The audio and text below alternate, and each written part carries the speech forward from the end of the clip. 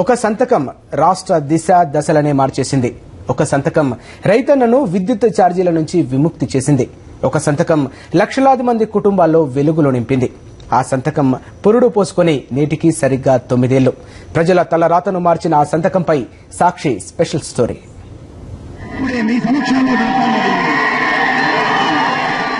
తెలుగుదేశం హయాంలో దిగజారిన వ్యవసాయాన్ని పండగలా మార్చింది ఈ సంతకం. రైతు కంట కన్నీరు కారితే అది రాష్ట్రానికే అరిష్టమని నమ్మిన నేత వైఎస్ఆర్. అందుకే తొలి సంతకం ఉచిత విద్యుత్తుపై పెట్టారు. రైతు రుణాలు మాఫీ చేశారు. ఆ చరిత్రాత్మక ఘట్టానికి 9 ఏళ్లు.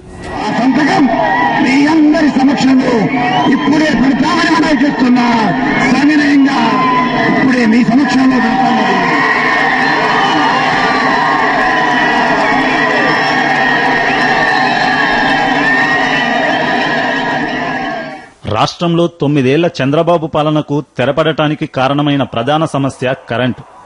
వైఎస్ పాలనా పగ్గాలు చేపట్టడంలో అదే కీలక పాత్ర పోషించింది. ఈ సమస్యపైనే ప్రజలు వైఎస్కు పాదయాత్రలో చెప్పుకున్నారు. వేలాపాల లేని కరెంటు కోతలు, అడ్డు అదుపు లేని కరెంటు బిల్లులతో సామాన్య జనం ప్రత్యక్ష నరకాన్ని చవిచూస్తున్న రోజులవి.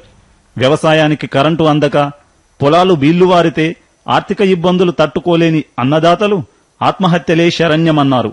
ప్రజలకు కరెంటు కష్టాలు తీర్చేందుకు వ్యవసాయానికి ఉచిత విద్యుత్తు హామీనిచ్చారు దివంగత మహానేత వైఎస్. అధికారంలోకి వచ్చిన తర్వాత తొలి సంతకాన్ని ఉచిత విద్యుత్తు ఫైలుపైనే చేసి ఓ చరిత్ర సృష్టించారు.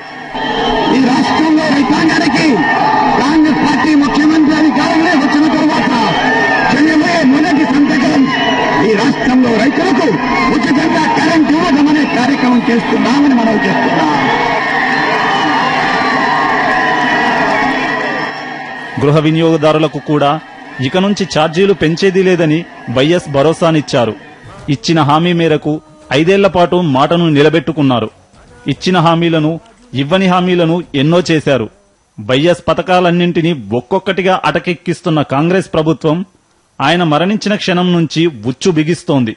ఈ విషయంలో చంద్రబాబు స్ఫూర్తినే అక్షరాలా అమలు చేస్తున్నారు కిరణ్. మహానేతలోని విలువలు, విశ్వసనీయతను నేడు ప్రజలు ఆయన తనయుడు వైఎస్ జగన్మోహన్ రెడ్డిలో చూస్తున్నారు. నాడు మహానేత ఇచ్చిన భరోసానే నేడు జననేత ఇచ్చారు. ప్రజల కోసం ఎన్నో దీక్షలు చేపట్టారు. జననేత ప్రజలతో మమేకమవుతుండటం, రాజన్న బిడ్డకు ప్రజల నీరాజనాలు పట్టడం చూసిన పాలక ప్రతిపక్షాలకు గుబులు పుట్టింది. కుమ్మక్కు కుట్రలతో జననేతను 4 గోడల మధ్య నిర్బంధించారు. మళ్లీ రాజన్న పాలనతోనే తమ కష్టాలు పోతాయంటున్నారు ప్రజలు. జనరల్ డెస్క్, సాక్షి న్యూస్.